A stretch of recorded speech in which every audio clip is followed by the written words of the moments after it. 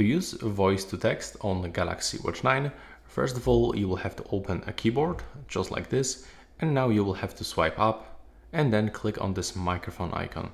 When you tap on it for the first time, you will have to accept all of those incoming permissions, select Y using the application, and now as you can see, when this blue microphone is selected, when it's making this animation, it means that it successfully recognizes your voice.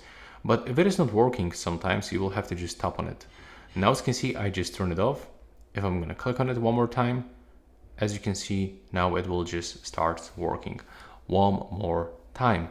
But also what I want to mention that the voice typing, sometimes it's not working for every language. So it's only supported for languages like French, German, English, Italian language, Spanish language, but some of them are actually not supported.